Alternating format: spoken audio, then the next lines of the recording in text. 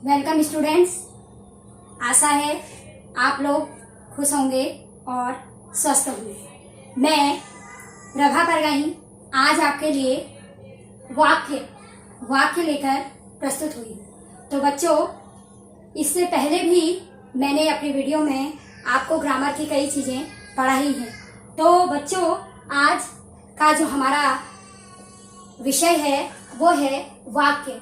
आपने छोटी कक्षाओं में भी वाक्य पढ़े होंगे और पढ़ते पढ़ते बड़ी कक्षा तक आप इस चीज को पढ़ते आए हैं। तो बच्चों, वाक्य क्या है? वाक्य पढ़ने से पहले मैं आपको एक छोटी सी चीज से समझाऊंगी। जैसे कि सबसे पहले आप वर्ण सीखते हैं। आपको पता है कि जो हमने ये वर्ण जो होते हैं, जैसे भ है, ये एक वर्ण है, अ वर्ण है, क ख ग जो आप सीखते हैं ये क्या है बच्चों? वर्ण है। इसी तरह हमने वर्ण के बाद हमने सीखा कि शब्द क्या है। शब्द, जैसे हमने क बोला तो ये वर्ण हुआ। उसी क में हमने क म ल तीन वर्ण एक साथ जोड़ दिए तो वो क्या हुआ? शब्द हुआ। तो शब्द के बाद जैसे मैंने कहा कमल बहुत सुंदर है, तो ये एक क्या हुआ? वाक्य हुआ। तो बच्चों, आपको समझ में आया होगा वर्ण क ख ग घ जिनसे आप अपने पूरे शब्दों का निर्माण करते हैं वर्णों को जोड़कर, ये सब वर्ण हुए। उसके बाद मैंने वर्णों को जोड़कर एक शब्द बनाया। जैसे मैंने कहा कमल क्या है? एक शब्द है। ये वर्णों को जोड़कर हमने एक शब्द बनाया। शब्द के बाद हम चलते हैं वाक्य में। जैसे हमने कहा कमल बहुत सुंदर है, तो ये क्या बना? पूरा एक सेंटेंस बना, एक वाक्य बना। तो इसी वाक्य को आज हम पढ़ेंगे। तो वाक्य क्या है? सबसे पहले हम वाक्य क्या है इसकी परिभाषा मैं आपको बताऊंगी। वाक्य भाव एवं विचारों को पूर्ण तरह व्यक्त करने वाले सार्थक पदों की व्यवस्थित एवं क्रमबद्ध योजना को वाक्य कहते हैं। यानी कि ये वाक्य की परिभाषा है। वाक्य क्या है? वाक्य क्या है? भाव, हम अपने मन के भावों और विचारों को जब एक क्रमबद्ध तरीके से, एक व्यवस्थित तरीके से, एक योजना के अनुसार लिखते हैं, उसका निर्माण करते हैं, तो वह क्या है? वाक्य है। जैसे हमने कहा कमल बहुत सुंदर है, तो यह क्या है बच्चों? एक व्यवस्थित क्रम में हमने अपने भाव और विचारों को एक व्यवस्थित क्रम में लिखा है। मैंने कहा कि हमारा विद्यालय बहुत सुंदर है, तो हमारा विद्यालय बहुत सुंदर है, मैंने क्या करा? अपने मन के भावों और विचारों को एक व्यवस्थित क्रम में लगाया और उससे एक वाक्य बनाया। तो यही क्या है? वाक्य है। तो अगला है वाक्य के भेद। अब वाक्य के भी भेद होते हैं, यानी कि सेंटेंस के भी आपके अलग अलग भेद होते हैं। जब आप कोई भी सेंटेंस बोलते हैं तो उसके भी अलग अलग भेद होते हैं। तो सबसे पहले आपके उसमें है अर्थ के आधार पर वाक्य के भेद। दूसरा है रचना के आधार पर वाक्य के भेद। पहला है अर्थ के आधार पर वाक्य के भेद। तो अर्थ के आधार पर वाक्य के जो होते हैं, सबसे पहला भेद होता है विधानवाचक या सकारात्मक वाक्य। विधानवाचक या सकारात्मक वाक्य जो एक सिंपल सेंटेंस होता है। जैसे मैंने कहा वह जा रहा है, तो यह एक सकारात्मक यानी कि सिंपल सेंटेंस है। निषेधवाचक या नकारात्मक वाक्य, दूसरा है आपका भेद नकारात्मक या निषेधवाचक। इसको आप निषेधवाचक भी कहते हैं और नकारात्मक भी कहते हैं। नकारात्मक जिसको आप इंग्लिश में कहते हैं निगेटिव। तो इसमें नहीं का प्रयोग होता है। नकारात्मक मतलब नहीं। जैसे वह बाजार नहीं जा रहा है, तो इसमें नहीं है, तो आप स्वतः ही समझ लीजिए कि यह क्या है? एक नकारात्मक सेंटेंस है। इसी तरह अगला है तीसरा प्रश्नवाचक वाक्य। प्रश्नवाचक वाक्य में क्या होता है बच्चों? प्रश्न पूछे जाते हैं। हम कोई भी किसी से भी प्रश्न पूछते हैं। जैसे तुम्हारा नाम क्या है? मैंने एक प्रश्न पूछा कि तुम्हारा नाम क्या है, तो यह सेंटेंस का कौन सा भेद हुआ? प्रश्नवाचक वाक्य हुआ। अगर मैंने कहा कि वह कल बाजार नहीं जाएगा, तो मैं यहाँ नहीं का प्रयोग करा, तो वह नकारात्मक वाक्य हुआ। तो इस तरह वाक्यों के भी जो अलग अलग भेद होते हैं। अगला है आज्ञावाचक या आज्ञार्थक। इसमें हम किसी को आज्ञा देते हैं, तुम वहां जाओ, हम किसी को ऑर्डर या आज्ञा देते हैं तो यह आज्ञावाचक वाक्य होते हैं। अगला है विस्मयादिबोधक वाक्य।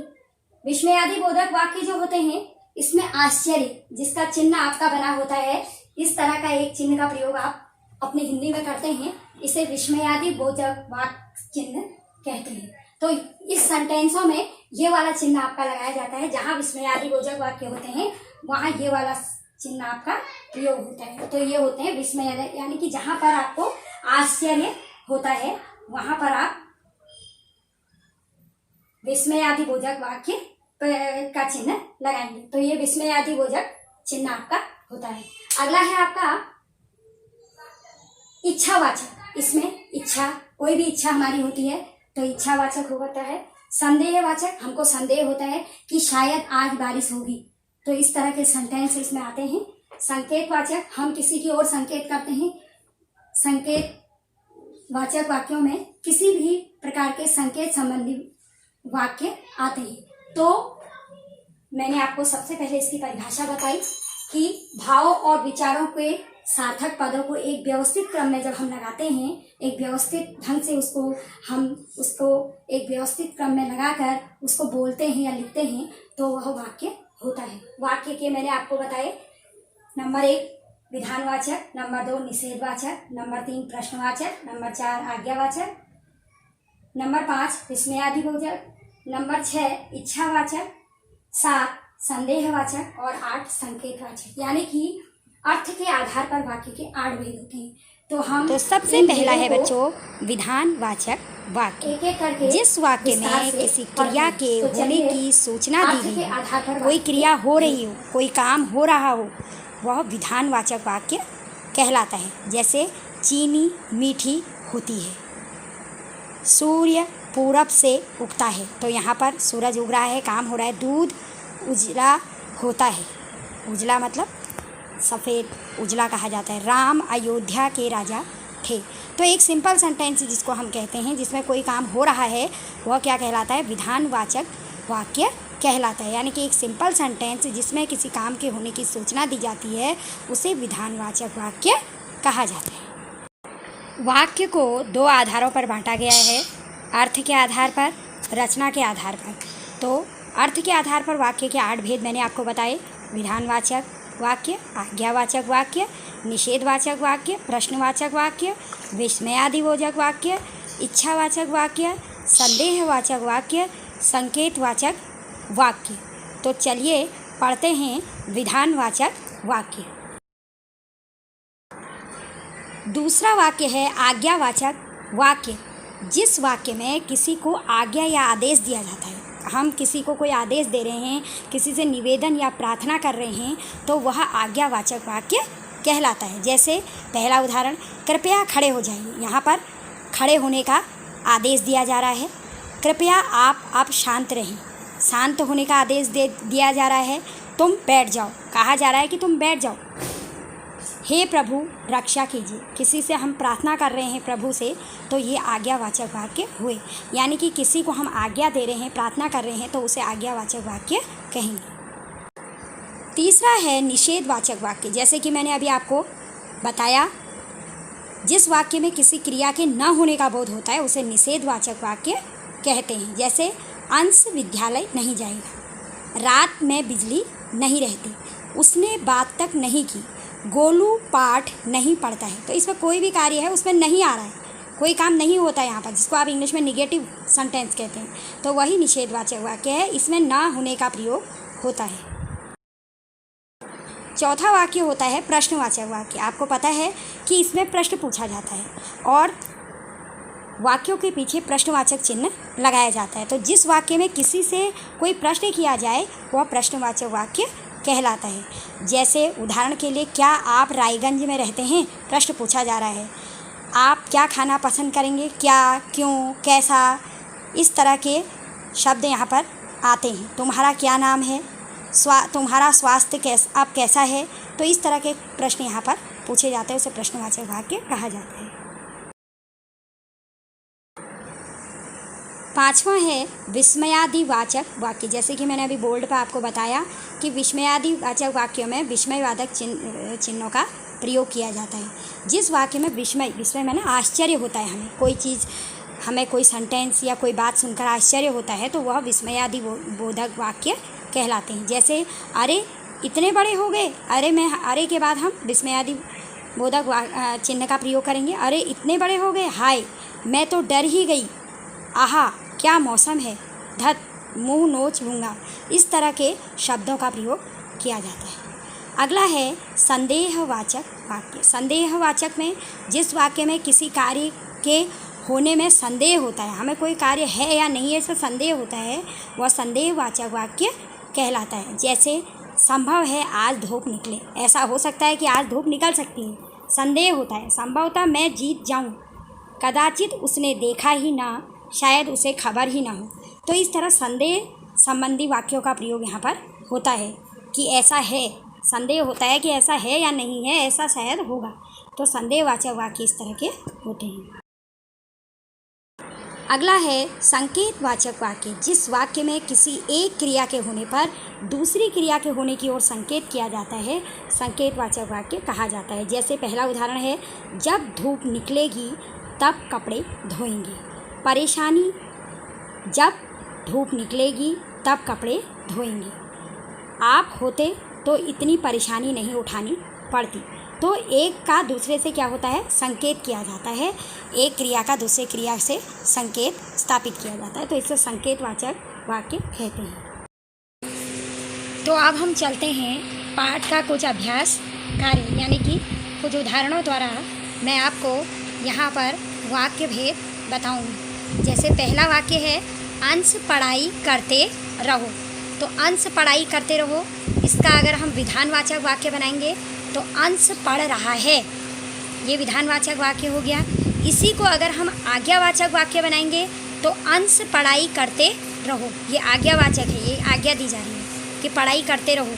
इसी वाक्य को अगर हम निषेधवाचक वाक्य बनाएंगे तो अंश पढ़ाई नहीं कर रहा है। अगर इसी वाक्य को हम प्रश्नवाचक वाक्य बनाएंगे तो क्या अंश पढ़ रहा है। इसी वाक्य को इच्छावाचक वाक्य बनाने के लिए काश अंश पढ़ रहा होता। संदेहवाचक बनाने के लिए संभवतः अंश पढ़ रहा होगा। और संकेतवाचक वाक्य के लिए अगर अंश पढ़ रहा होता तो प्रथम आता। तो इस तरह मैंने आपको एक ही वाक्य से विधानवाचक, आज्ञावाचक, निषेधवाचक, प्रश्नवाचक, विस्मयादिवाचक, इच्छावाचक, संदेहवाचक, संकेतवाचक 8 प्रकार के वाक्य बताए। तो इस तरह आप इन्हें एक ही वाक्य को आप अलग अलग तरीके से वाक्यों के भेद के रूप में लिख सकते हैं। अगला जो वाक्य है वो है, क्या तरन्नुम बाजार जाएगी। एक वाक्य है यहाँ पर, क्या तरन्नुम बाजार जाएगी। इसको अगर हम विधानवाचक वाक्य में बनाएंगे, तरन्नुम बाजार जाएगी, एक सिंपल वाक्य है जिसमें कार्य हो रहा है। आज्ञावाचक में हम इसको बना देंगे, तरन्नुम तुम बाजार जाओगी। आज्ञावाचक में हम इसको बना देंगे, तरन्नुम तुम बाजार जाओगी। निषेधवाचक में हम इसको बना देंगे कि तरन्नुम बाजार नहीं जाएगी। मैंने आपसे कहा निषेधवाचक में नहीं का प्रयोग करते हैं। प्रश्नवाचक में क्या, क्यों ऐसे शब्दों का प्रयोग करते हैं और प्रश्नवाचक चिन्ह लगाते हैं। क्या तरन्नुम बाजार जाएगी, प्रश्नवाचक चिन्ह। विस्मयादि बोधक में विस्मयादि बोधक चिन्ह लगेगा, ओह तरन्नुम बाजार जाएगी। इच्छावाचक में काश तरन्नुम बाजार जाती। वहीं पर संदेहवाचक वाक्य में संभव है तरन्नुम बाजार चली गई होगी। इसी तरह अगर इसी वाक्य को हम संकेतवाचक में कहेंगे, यदि तरन्नुम बाजार जाएगी तो खाना नहीं बनेगा। तो इस तरह क्या तरन्नुम बाजार जाएगी से हमने अलग अलग प्रकार के वाक्य आपको यहाँ पर बनाने सिखाए। अब एक वाक्य आपका है यहाँ पर, अरे रोजी हिंदी भी पढ़ लेती है। तो इसी वाक्य को हम विधानवाचक में लिखेंगे, रोजी हिंदी भी पढ़ लेती है। आज्ञावाचक में लिखेंगे, रोजी हिंदी भी पढ़ो, आज्ञा दे रहे हैं। निषेधवाचक में नहीं हो जाएगा, रोजी हिंदी नहीं पढ़ती है। प्रश्नवाचक में क्या रोजी हिंदी भी पढ़ लेती है। विस्मयादिवाचक में अरे रोजी हिंदी भी पढ़ लेती है। इच्छावाचक में काश रोजी हिंदी भी पढ़ लेती। संदेहवाचक में संभव है रोजी हिंदी भी पढ़ लेती। तो बच्चों, इस प्रकार मैंने आपको यहाँ पर एक वाक्य से कई प्रकार के वाक्य विधानवाचक, आज्ञावाचक, निषेधवाचक, प्रश्नवाचक वाक्य बनाने सिखाए। तो इसी तरह आप भी वाक्यों के द्वारा नित अभ्यास करके इनको आसानी से सीख सकते हैं।